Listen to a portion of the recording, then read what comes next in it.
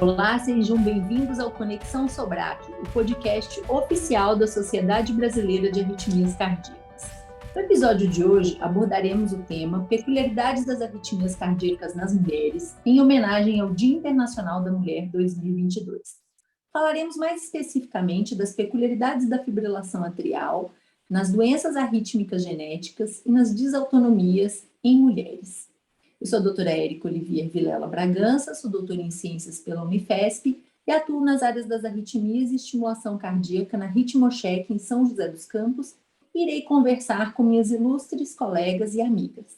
Doutora Denise Tessariol Achu, doutora pela FMUSP e médica coordenadora da unidade de síncope do Instituto do Coração do HC-FMUSP e do Hospital Sírio-Libanês em São Paulo, que vai nos falar sobre as desautonomias. A doutora Luciana Sassiloto, doutora pela FMUSP e assistente do Ambulatório de Arritmias Genéticas do Instituto do Coração do HC-FMUSP em São Paulo, que vai nos falar sobre as arritmias genéticas. Sejam muito bem-vindas.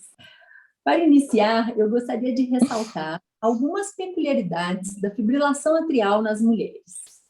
As mulheres participam menos de estudos clínicos de FA do que os homens, embora haja um interesse crescente. Em geral, as mulheres são menos recrutadas para os estudos e não são feitas análises baseadas nas diferenças entre os sexos. Embora o estudo de Framingham demonstre uma maior prevalência de FA nos homens, estudos recentes de populações mais velhas apontam para uma maior prevalência da FA nessa população mais idosa. A hipertensão arterial sistólica, a obesidade, o sedentarismo, a ingesta excessiva de álcool e a multiparidade são preditores importantes de fibrilação atrial entre as mulheres. A multiparidade é um dado interessante que foi publicado em 2017, onde se observou que quanto maior o número de gestações, maior foi a incidência de fibrilação atrial. Foram 34 mulheres, seguidas por 20 anos, onde se observou 4,4% de fibrilação atrial entre elas. A menopausa, ela leva a um aumento na incidência de fibrilação atrial, no entanto, é muito questionável esse efeito protetor hormonal que existe nas mulheres. Acredita-se que a FA na menopausa ela esteja mais relacionada ao envelhecimento. As mulheres submetidas à ablação de fibrilação atrial, elas têm mais recorrência e a indicação nessa população é mais tardia quando comparada com os homens.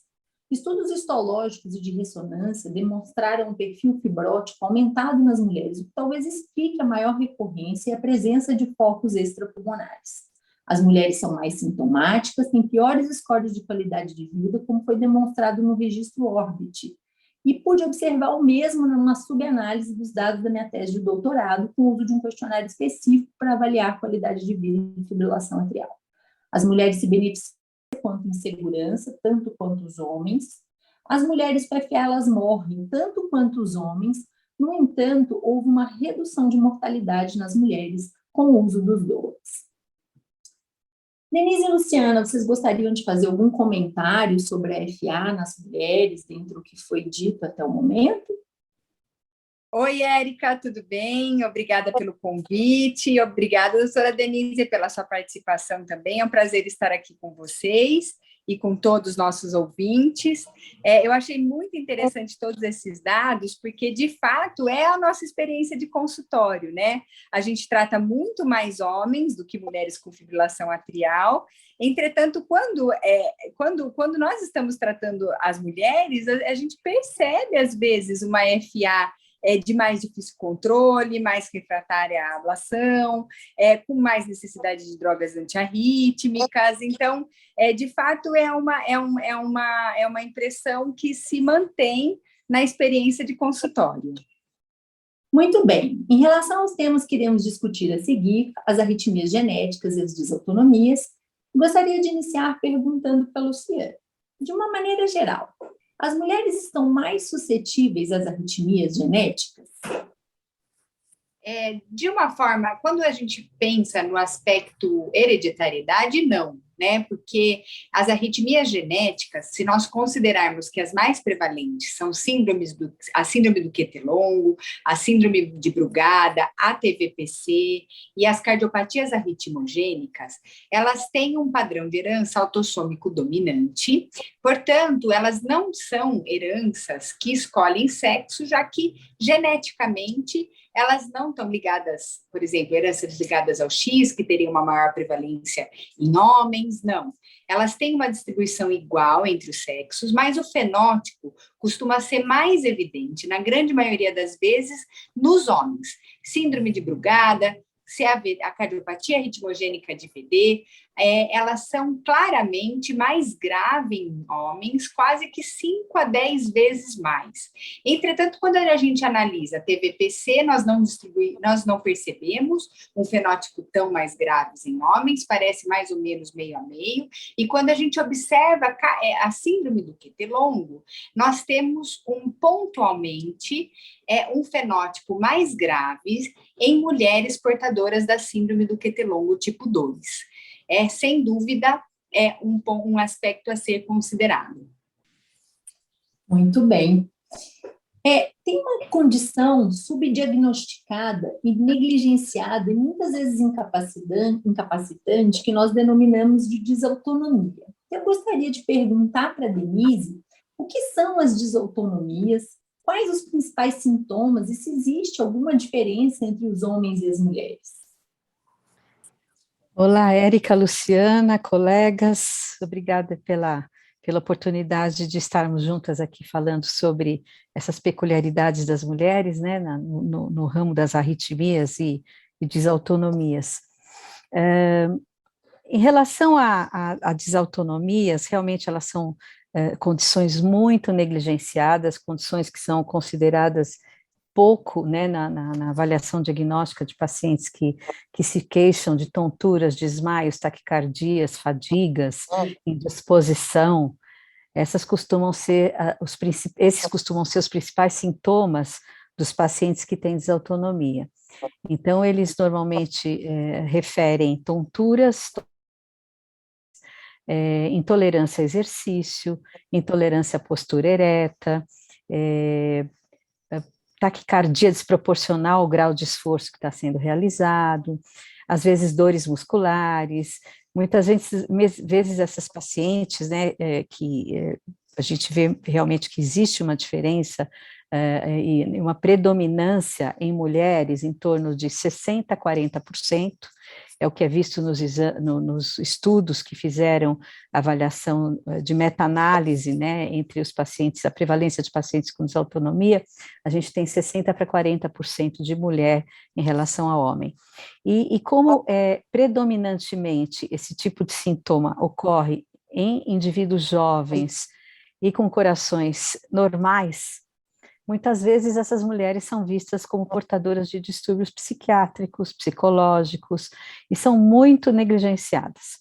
E a qualidade de vida delas fica péssima, porque o que ocorre é que, no fim, elas são tratadas com problemas psiquiátricos, acabam desenvolvendo secundariamente problemas psiquiátricos, porque os seus sintomas não são resolvidos, e aí nós acabamos tendo duas síndromes, né? Ansiedade, pânico e a desautonomia, que é a base de tudo, fica sem tratamento. A desautonomia é basicamente uma disfunção do sistema que controla todas as nossas funções automáticas, né? Principalmente no caso da cardiologia, pressão arterial e frequência cardíaca. Então, são distúrbios desse sistema. Até o momento, então, a gente pôde perceber que a fibrilação atrial, as arritmias genéticas e a desautonomia, elas apresentam características diferentes entre os sexos, que nem sempre são avaliadas, estudadas e elucidadas, né? Luciana, você falou em relação à síndrome do QT longo, né, em relação às mulheres. E qual seria o período mais suscetível da vida de uma mulher? Aparentemente, aquela doença que não se manifesta logo ao nascimento é a doença já mais branda, né? Então, os subtipos mais graves se apresentam ao nascimento, na primeira infância, onde nesse período realmente não faz tanta diferença. Então, veja que evidência hormonal interessante, já que nas crianças teria um comportamento igual entre homens e mulheres. Entretanto, o período mais crítico também não é na menarca. O período mais crítico vai classicamente se dar no puerpério das mulheres. Então, em tese, durante a gravidez, existem poucos eventos arrítmicos na síndrome do QT longo tipo 2, então a gente volta a conversar sobre a síndrome do QT longo tipo 2, quando a gente está pensando no período mais crítico da mulher, já que as outras não têm marcadamente um momento mais crítico.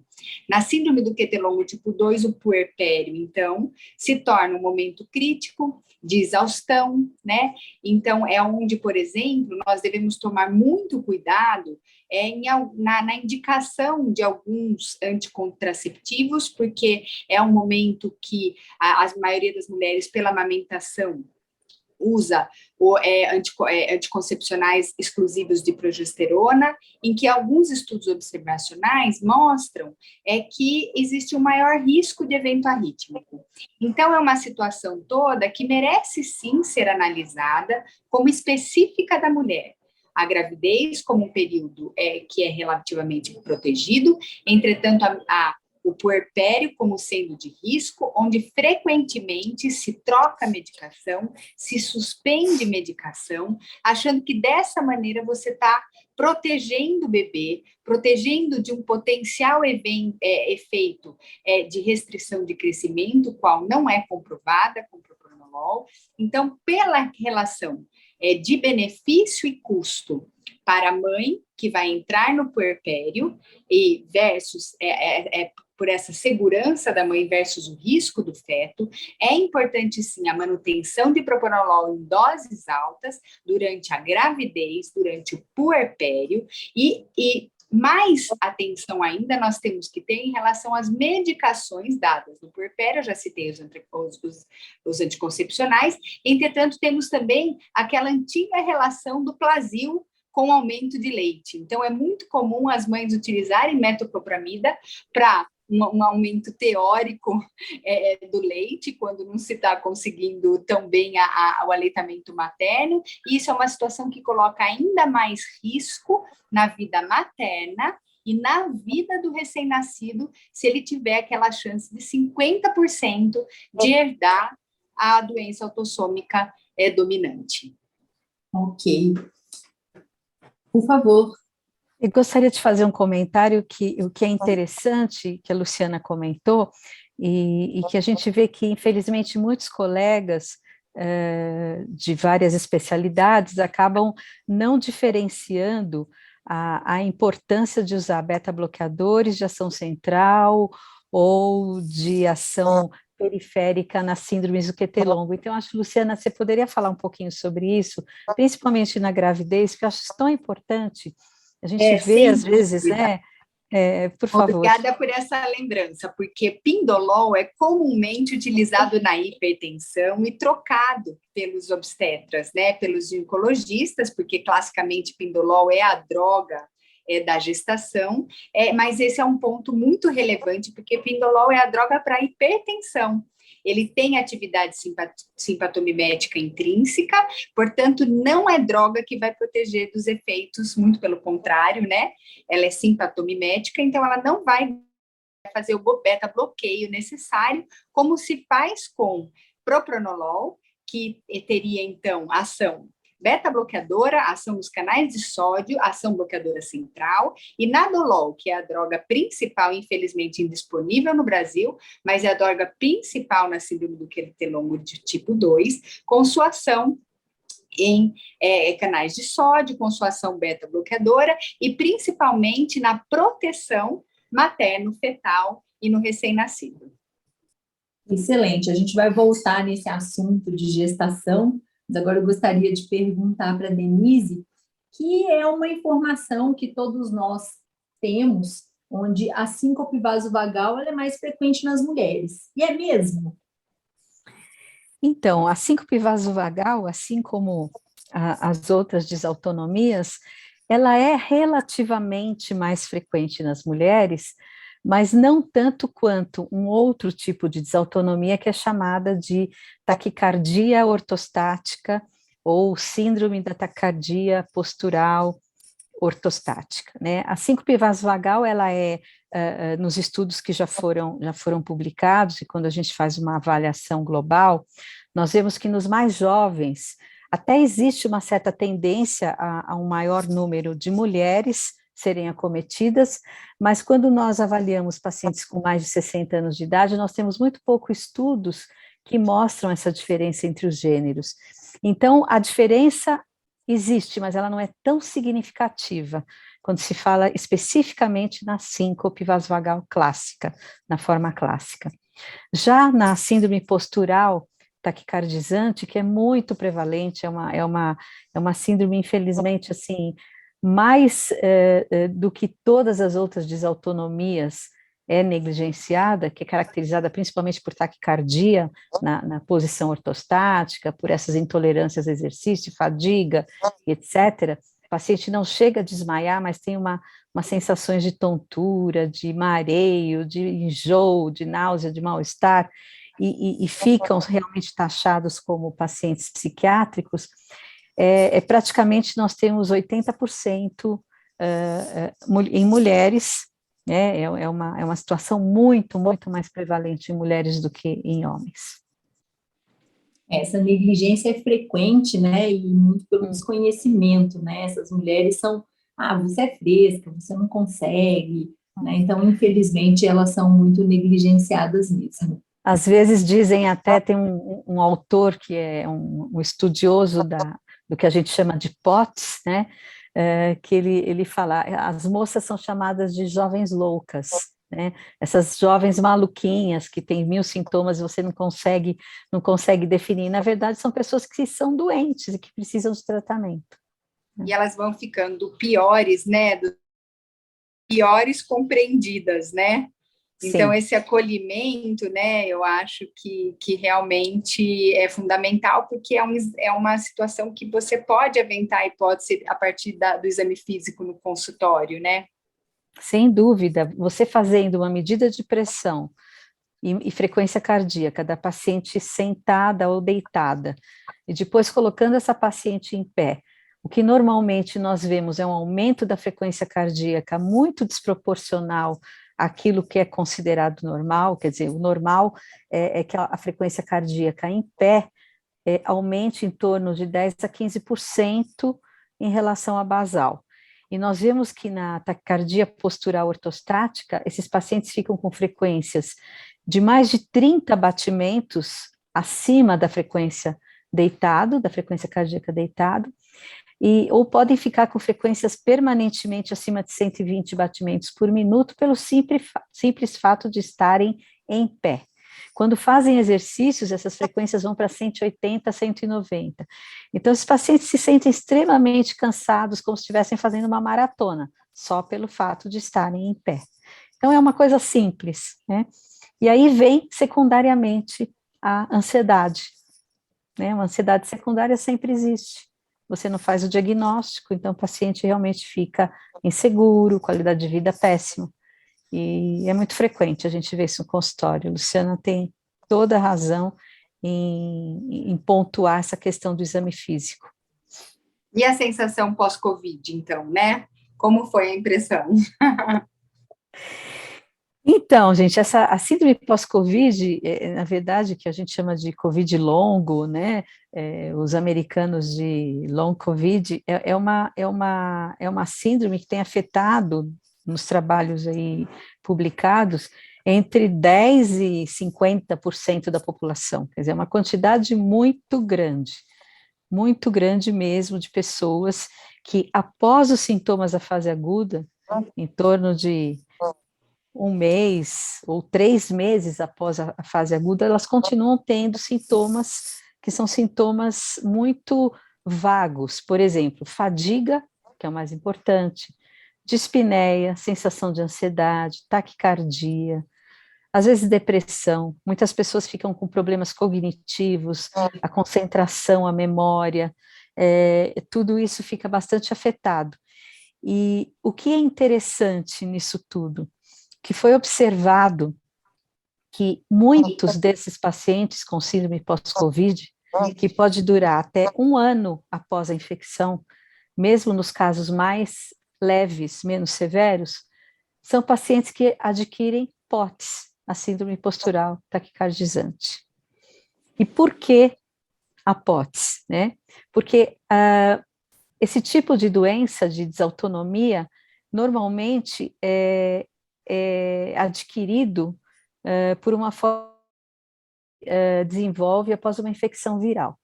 Então, já era comum a gente ver em enterovírus, em Epstein-Barr vírus, em outros tipos de viroses, até na síndrome de Lyme ou qualquer outra pós-infecção, mas com a vinda da Covid, pelo número enorme de pessoas infectadas, tem aumentado de forma exponencial o número de pacientes com síndrome postural ortostática taquicardizante. Nos Estados Unidos, eles descrevem entre 1 milhão e 3 milhões de indivíduos com esse tipo de manifestação clínica. Então, realmente, assim, a síndrome pós-Covid, ela tem muito de desautonomia, porque o vírus, quando penetra no sistema olfatório, ele acaba se dirigindo diretamente a uma região muito próxima do hipotálamo, muito próxima do centro do sistema nervoso autônomo, do centro do núcleo do vago, e acaba desenvolvendo, então, uma alteração que pode ser autoimune e pode ser provocada pelas próprias citocinas produzidas na infecção aguda. Então, é algo que a gente precisa pensar para identificar e para tratar. E esse acolhimento que a Luciana citou, né, eu acho que no POTS, que acontece pós-Covid, que acontece também nos nossos pacientes sem Covid, esse acolhimento e identificar essa condição e tratar adequadamente essa condição muda a vida dessas pessoas, né? Elas deixam de ser intolerantes à postura e elas saem dessa condição ansiosa, dessa condição insegura. Então, é muito importante reconhecer que isso pode acontecer e de que forma a gente vai estar conduzindo esse tipo de pessoas com esses sintomas, né? E que geralmente são mulheres, né? Sim. A pós-Covid até tem também acometido bastante homens, mas a gente vê que nas mulheres continua predominando de uma forma muito, muito importante. Os homens costumam ter fadiga, cansaço, problemas cognitivos, mas as mulheres, elas relatam muito essa taquicardia postural e desautonomia. E quando a gente fala em mulher, não tem jeito, né, da gente não falar em gravidez, menopausa, puerpério, né? A Luciana citou o momento do puerpério como sendo um momento muito delicado na vida das mulheres. E eu queria saber de você, Luciana, assim, é uma questão que sempre surge, né, quando a gente fala de gravidez. Essas mulheres muitas vezes são desaconselhadas a engravidar, mas as gravidezes acontecem. E essa mulher, ela pode escolher a via de parto? Isso é uma excelente pergunta também. Eu acho que a questão do aconselhamento genético, é por isso o interesse do aconselhamento genético ser multiprofissional, né? Ser abordado pelo biólogo, que vai explicar toda a questão da hereditariedade, né? Então, qual é a chance de você ter filho? Parece óbvio porque é para a gente, né? Mas isso não é óbvio para... Você veja até as questões atualmente que a Sociedade Brasileira de Genética teve que condenar, que foi como você apaga seus fatores de risco genético através da alimentação, né, da epigenética. Então, essas histórias, essas fake news que a gente é obrigada a engolir, né?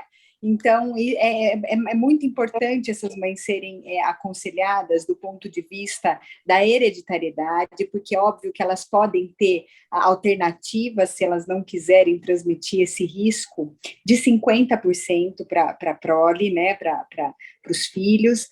E aí, então, entra a questão psicológica, que deve ter acompanhamento psicológico, para saber o que elas aguentam pós-parto, né, porque às vezes a decisão é tomada no momento da vida, e no momento seguinte vem o puerpério e todas as dificuldades, né? Então a psicóloga e a psicologia é muito importante nesse momento. E por último, essa questão da escolha da via, né? A escolha da via, em geral, a via ela pode ser por escolha obstétrica, né? Claro que quando você pega a síndrome muito adrenérgica, como é a TVPC, a TV catecolaminérgica, né, TV polimórfica catecolaminérgica, talvez preferencialmente a via o parto, a cesárea, deva ser intuitivamente mais indicado, para você diminuir um pouco o estresse adrenérgico do parto. Mas lembrar que hoje em dia, né, uma boa orientação e anestesia procedimento no momento certo, anestesia bem conduzida, intraparto normal, são fatores que são suficientes para proteger a vida da mulher. Então, claro que essa mulher tem que estar num centro especializado, em gravidez de alto risco, para justamente essa escolha de parto, para que essa escolha seja bem feita. Se eventualmente forem centros menos especializados, talvez realmente a cesárea seja a opção melhor, né? Quando você coloca aí risco-benefício, talvez um parto programado seja melhor para esses pacientes, tá? O que eu vejo é que no nosso país a preferência é a cesárea, né? A gente tem que lembrar que o que você falou realmente é muito importante, esses pacientes são multiprofissionais, né? Então tem que ter a interação do cardiologista com o obstetra e com o anestesiologista, né? Que, enfim, é quem vai fazer essa analgesia ou essa anestesia que seja.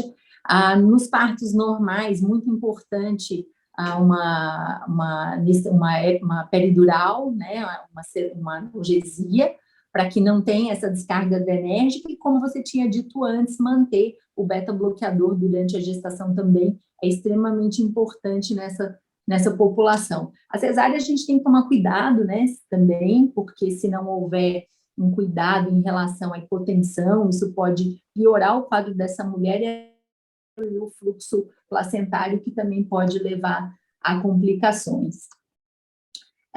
Falando também de gravidez, né, Denise, o ciclo hormonal da mulher e a gravidez, eles predispõem, eles podem piorar os sintomas de desautonomia?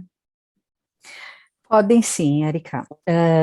A menstruação, a fase de menstruação é uma fase onde a mulher perde volume sanguíneo, né?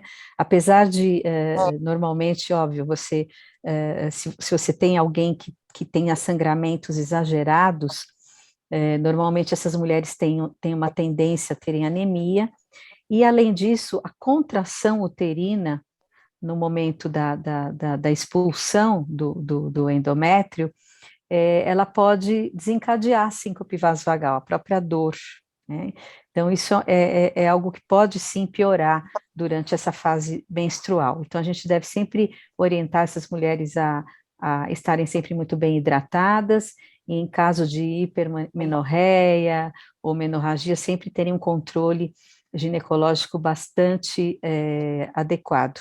E na gravidez, os 3 primeiros meses são geralmente os meses em que mais as mulheres têm sintomas pré-sincopais e até síncopes, porque no momento da formação da placenta, a gente tem uma espécie de fístula, né, uterina, e isso rouba muito sangue da mãe. A volemia central da mãe fica bastante reduzida. Geralmente essas mulheres ficam hipotensas e acabam, então, tendo uma predisposição maior a desmaio. Isso a gente até vê nos filmes, né? A mocinha desmaiou, ela está grávida. É uma coisa muito comum, né? E geralmente acontece no começo da gravidez. Depois, não. A grávida costuma ter um aumento do volume sanguíneo, e essa volemia aumentada do segundo trimestre faz com que os sintomas melhorem de forma significativa. Só que no momento do puerpério, com o aleitamento, elas voltam a ter bastante sintomas, porque geralmente se desidratam. Então, precisa se tomar muito cuidado com esse momento também. E monitorização durante o parto é importantíssimo, porque caso haja algum sintoma vagal, a mãe deve ser extremamente hidratada, se precisar até a gente tem que fazer a tropina no momento do parto, que é muito raro, mas é importante que tenha-se tudo isso à mão. Excelente. A gente está chegando ao fim do nosso podcast, mas para encerrar, eu gostaria que vocês comentassem uma recomendação muito importante que a gente faz para as nossas pacientes, relacionada à atividade física, né? Então, dentro do tema que coube a cada uma, eu queria que vocês comentassem como é a recomendação de atividade física para essas mulheres, né? Já que a gente sabe da importância da atividade física. Denise, pode começar. Eu primeiro? É. Bom, para desautonomia, na verdade, a gente pode usar medicação, mas o mais importante no tratamento, no controle dos sintomas, porque é uma, né, no indivíduo, pode ser adquirida, mas pode ser geneticamente determinada também, essas mulheres precisam de medidas gerais, elas precisam se alimentar bem, elas precisam se hidratar muito bem e elas precisam fazer atividade física contínua e constante. Atividade física que fortaleça a musculatura, principalmente musculatura axial, musculatura profunda, que consiga aumentar o retorno venoso, ajudar no retorno venoso, em toda essa circulação, para evitar a hipovolemia central que causa, então, os reflexos de besodiarício e síncope vasovagal. Elas precisam aumentar a volemia também para diminuir a taquicardia reflexa, a falta de volume sanguíneo, e o aumento da musculatura, a musculação favorece muito, muito mesmo a diminuição dos sintomas. Então, tratamento para a vida é atividade física, e atividade física orientada por quem entende disso. É fundamental, não pode ser nem exagerada e nem pouca, tem que ser na medida certa. Luciana? Interessante que para mim também eu consideraria que esse é um recado que cabe para as nossas pacientes com arritmia genética, né? Nem muito, nem pouco, né? Eu consideraria não muito, porque, obviamente, para a maioria das doenças, a atividade física competitiva ou atividade física intensa, ela está contraindicada, para algumas doenças mais, para outras doenças menos. Então, o protótipo de contraindicação é a cardiopatia ritmogênica de VD, onde existe uma evidência de progressão de doença, não só de risco arrítmico, mas também a atividade pouca demais, às vezes leva a paciente a uma piora da qualidade de vida, a depressão, a distúrbios de sono, a obesidade. A obesidade piora a cardiopatia hipertrófica, a depressão não pode ser tratada na síndrome do QT longo, então também é uma faca de dois gumes você excluir o paciente da atividade física.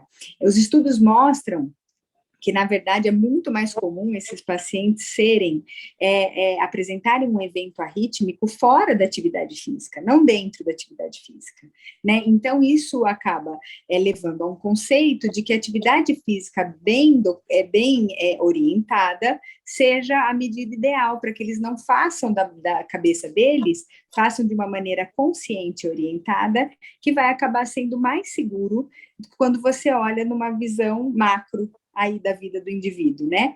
Então, o que eu consideraria principalmente também dentro daquele conceito de equipe multiprofissional, é de ter pessoas que possam fazer essa orientação direcionada em um acompanhamento adequado para ter certeza que o indivíduo está na medida correta, porque quem gosta faz demais, e quem não gosta acaba fazendo de menos, então, às vezes você tem que puxar de um lado, às vezes você tem que puxar de outro, mas sem dúvida nenhuma é o nosso bom e velho equilíbrio. Que as mulheres que fazem mais atividade física e se mantêm dentro do peso, né, porque também as oscilações de peso aumentam a incidência de fibrilação atrial, a atividade física também é benéfica para as mulheres prevenirem fibrilação atrial. Muito bem, minhas amigas, matei muita saudade de vocês, queria agradecer pela participação, foram brilhantes, e a todos os ouvintes por acompanharem o programa. Você acabou de ouvir mais um episódio do Conexão Sobrac, podcast oficial da Sociedade Brasileira de Arritmias Cardíacas. Ouça os programas já realizados nas principais plataformas de streaming e também no site da Sobrac, www.sobrac.org. Muito obrigada, Érica, obrigada pelo convite, obrigada, Luciana, obrigada a todos pela participação, foi realmente muito interessante, aprendi bastante aqui com vocês também. Obrigada, Denise, obrigada, Érica, obrigada também a Sobrac, foi um prazer enorme estar aqui com vocês. Nos encontramos no próximo episódio. Até lá, um abraço, um beijo para todos. Até lá, tchau.